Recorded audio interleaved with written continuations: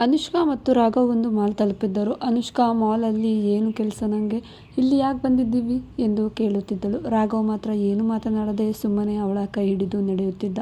ಅವನ ಕೈ ಹಿಂದೆ ಎಳೆಯುತ್ತಾ, ನಾನಿಲ್ಲಿಗೆ ಒಂದು ಹೆಜ್ಜೆನೂ ಮುಂದೆ ಹಾಕಲ್ಲ, ಎಲ್ಲಿಗೆ ಅಂತ ಹೇಳಿ, ಯಾಕೆ ಬಂದಿದ್ದೀವಿ ಅಂತ ಹೇಳೋ ತನಕ ಎಂದಿದ್ದಳು ಅನುಷ್ಕಾ.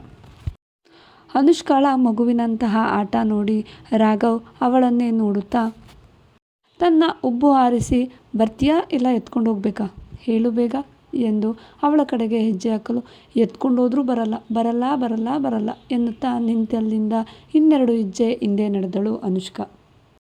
ತನು ನೀನು ಮನ ನೀನು ನನ್ನೆದೆಯ ಬೆಳಕು ನೀನು, ಆಕಾಶದ ಚಂದಿರನನ್ನೇಕೆ ತಂದು ಕೊಡಲೆ, ನೀ ಕಮ್ಮಿ ಏನಿರುವೆ ಚಂದಿರನಿಗೆ, ಆಕಾಶದ ನಕ್ಷತ್ರವ ತೋರಿಸಲಾರೆ ನಿನಗೆ, ಅದಕ್ಕೂ ಹೆಚ್ಚು ಮಿಂಚು ನಿನ್ನ ಈ ನಗುವೆ ಎಂದಿತ್ತು ರಾಘವನ ಮನಸ್ಸು ಅನುಷ್ಕಾ ಮಗುವ ರೀತಿ ಆಡುವುದನ್ನು ಕಂಡು. ಅವಳಿಗಿಂತ ಎರಡೆಜ್ಜೆ ದಾಪುಗಾಲು ಹಾಕಿ ಅವಳ ಬಳಿ ಬಂದು ನಿಂತ ರಾಘವ್, ನೋಡು ನಿನ್ನಿಷ್ಟ, ನನಗೇನು ಎತ್ಕೊಂಡೋಗೋಕ್ಕೆ ಕಷ್ಟ ಏನಿಲ್ಲ ಎನ್ನುತ್ತಾ ಅವಳ ಬೆನ್ನ ಹಿಂದೆ ರಾಘವ್ನ ಕೈ ನೋಡುತ್ತಲೇ ಪಟಪಟನೆ ಮುಂದೆ ಓಡುವ ಅನುಷ್ಕಾ ನೋಡಿ ನಗುತ್ತಾ ಮತ್ತೆ ಅವಳ ಹಿಂದೆ ನಡೆದ ರಾಘವ್. ಒಂದು ಹಿಂದೆ ಹಿಂದೆ ನಡೆಯುತ್ತಾ ಹೋಗುತ್ತಿದ್ದ ಅನುಷ್ಕಾ ಮುಂದೆ ನೋಡದೆ ಯಾರಿಗೋ ಡಿಕ್ಕಿ ಹೊಡೆದಿದ್ದಳು. ಮುಂದೆ ಬರುತ್ತಿದ್ದ ಹುಡುಗಿ ಕೈಯಲ್ಲಿ ಐಸ್ ಕ್ರೀಮ್ ಹಿಡಿದು ಬರುತ್ತಿದ್ದಳು. ಅನುಷ್ಕಾ ಗುದ್ದಿದ ರಭಸಕ್ಕೆ ಐಸ್ ಕ್ರೀಮ್ ಅವಳ ಶಾರ್ಟ್ ಡ್ರೆಸ್ ಮೇಲೆ ಬಿದ್ದಿತ್ತು. ಯು ಬ್ಲಡಿ ಎನ್ನುತ್ತಾ ಅನುಷ್ಕಾ ನೋಡಿದ್ದಳು. ಅನುಷ್ಕಾ ಸಾರಿ ಸಾರಿ ಎಂದು ಕತ್ತು ಎತ್ತಿ ನೋಡಲು ಆ ಹುಡುಗಿ ತುಂಬ ಸುಂದರವಾಗಿದ್ದಳು. ಸುಮಾರು 1 ಇಂಚು ಮೇಕಪ್ ಮಾಡಿದ್ದರೂ ಕಣ್ಣನ್ನು ಮೀರಿ ಕೆನ್ನೆನುತ್ತಿತ್ತು ಕಾಜಲ್. ತುಟಿಯ ಮೇಲೆ ಕೆಂಪು ಬಣ್ಣ ಹಚ್ಚೊಂದೊಂದೇ ಕಾಣಿಸುತ್ತಿತ್ತು. ಮಂಡಿಯ ಮೇಲೆ ಇದ್ದ ಮರೂನ್ ಬಣ್ಣದ ಮೈಗೆ ಹಿಡಿದು ಹೊಲೆದಂತೆ ಇದ್ದ ಬಟ್ಟೆ, ಅದರ ಮೇಲೆ ಚೆಲ್ಲಿದ್ದ ಐಸ್ ಕ್ರೀಮ್. ಅನುಷ್ಕಾಗಿಂತ ಒಂದಿಷ್ಟು ಹೈಟ್ ಉದ್ದವೇ ಇದ್ದಳು.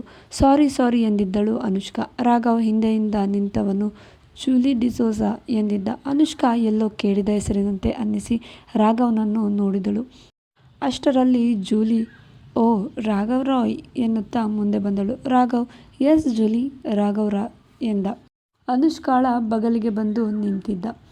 ಅವನನ್ನು ನೋಡಿ ಜೂಲಿ, ಏನಿದು ರಾಘವ್, ಅಪರೂಪಕ್ಕೆ ಹುಡುಗಿ ಜೊತೆ ಓಡಾಟ ಶುರು ಮಾಡಿದ್ದೀಯಾ, ನಿಮ್ಮ ಹೊಸ ಮಾಡಲ್ ಜೊತೆ ಎನ್ನುವಾಗ ರಾಘವ್ ಅನುಷ್ಕಾ ಹೆಗಲ ಮೇಲೆ ಕೈ ಹಾಕಿ ತನ್ನ ಸನಿಹ ಎಳೆದುಕೊಂಡು, ಹೌದು, ಮೀಟ್ ಮಿಸ್ ಅನುಷ್ಕಾ, ಅತಿ ಶೀಘ್ರದಲ್ಲೇ ಮಿಸೆಸ್ ಅನುಷ್ಕಾ ರಾಘವ್ ರಾಯ್ ಎನ್ನುವಾಗ ರಾಘವ್ನನ್ನೇ ನೋಡುತ್ತಿದ್ದಳು ಅನುಷ್ಕಾ.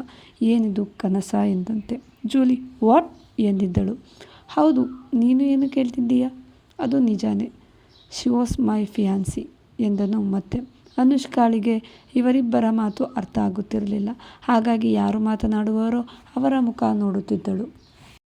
ಆದರೆ ರಾಘವ್ ಇಷ್ಟು ಪಬ್ಲಿಕ್ಕಾಗಿ ತನ್ನನ್ನು ಮದುವೆಯಾಗುವ ಹುಡುಗಿ ಅಂತ ಹೇಳ್ತಾನೆ ಎಂದು ಅವಳು ಎಂದೂ ಎಕ್ಸ್ಪೆಕ್ಟ್ ಮಾಡೇ ಇರಲಿಲ್ಲ. ರಾಘವ್ ಮಾತಿಗೆ ಜೂಲಿ ಸಿಟ್ಟು ಬಂದಿತ್ತು. ಆದರೆ ಏನು ಮಾತನಾಡುವುದು ತಿಳಿಯಲಿಲ್ಲ.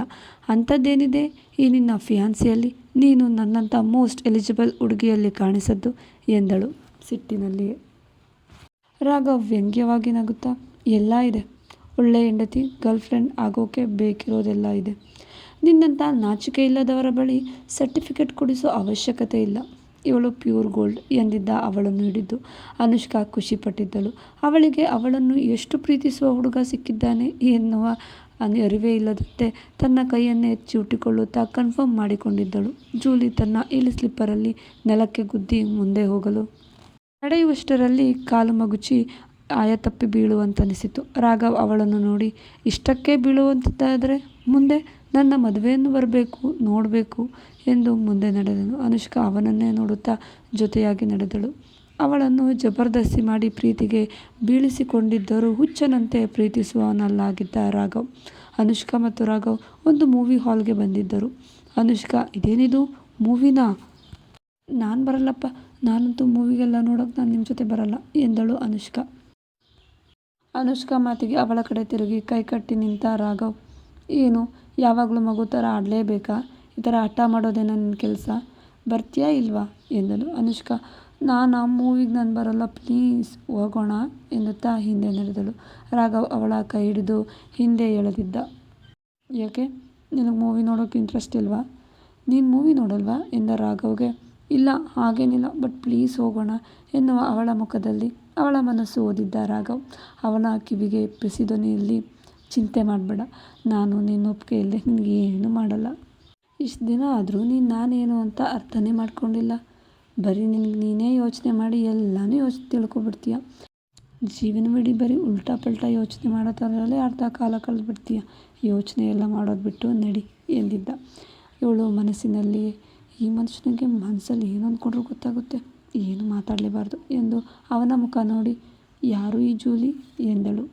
ಇಂಡಿಯನ್ ಫೆಸ್ಟ್ನಲ್ಲಿ ಬರಲಿಲ್ವಲ್ಲ, ಆಬ್ಸೆಂಟ್ ಆಗಿದ್ದಲ್ಲ, ಆ ಜೂಲಿ ಇರಬಹುದು ಅನ್ನೋದಷ್ಟೇ ಇವಳಿಗೆ ಗೊತ್ತಿತ್ತು. ಇವಳ ಮಾತಿಗೆ ರಾಘವ್ ಅವಳ ಹಣೆಗೆ ಮುತ್ತಿಡುತ್ತಾ ನನ್ನ ಲವರ್ ಎಂದಿದ್ದ. ಅವನ ಮಾತಿಗೆ ಅನುಷ್ಕಾ ಬಿಟ್ಟ ಬಾಯಿ ಬಿಟ್ಟಂತೆ ಹಾಂ ಲವ್ವರಾ ಮತ್ತೆ ಎನ್ನುವಷ್ಟರಲ್ಲಿ ಅವಳ ತುಟಿಯ ಮೇಲೆ ತೋರು ಬೆರಳಿಟ್ಟು ಬಾ ಟೈಮ್ ಆಯಿತು ಫಿಲಮ್ಗೆ ಎಂದರೆ ನಾನು ಬರಲ್ಲ, ನಿಮ್ಮ ಲವರ್ ಜೂಲಿನೇ ತಾನೇ, ಅವಳನ್ನೇ ಕರ್ಕೊಂಡೋಗಿ. ಅವಳು ಒಬ್ಬರು ಲವರ್ ಇರುವಾಗ ಮತ್ತೆ ನಾನು ಲವ್ ಮಾಡ್ತೀನಿ ಅಂತಿದ್ದೀರಾ? ನೋ, ನಾನು ನಿಮ್ಮ ಜೊತೆ ಬರಲ್ಲ ಎಂದು ಹಠ ಮಾಡುತ್ತಿದ್ದಳು.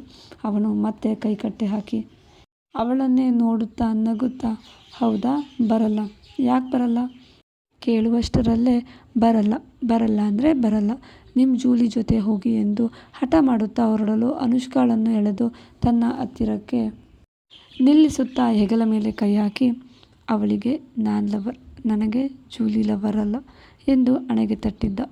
ಅವಳ ಕೈ ಹಿಡಿದು ಮೂವಿ ಹಾಲ್ಗೆ ನಡೆದನು. ಮೂವಿ ಹಾಲಲ್ಲಿ ತುಂಬ ಕಡಿಮೆ ಜನ ಇದ್ದರು.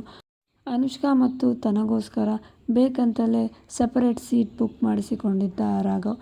ಅನುಷ್ಕಾ ಅವನನ್ನೇ ನೋಡುತ್ತಾ ಇದೇನಿದು, ಇವ್ರ ಮನಸ್ಸಲ್ಲಿ ಅದೇನು ನಡೀತಿದೆಯೋ ಅವರಿಗೆ ಗೊತ್ತು ಅಂದುಕೊಂಡು ಅವನ ಹಿಂದೆ ಹಿಂದೆ ನಡೆದಳು ಅಷ್ಟೇ.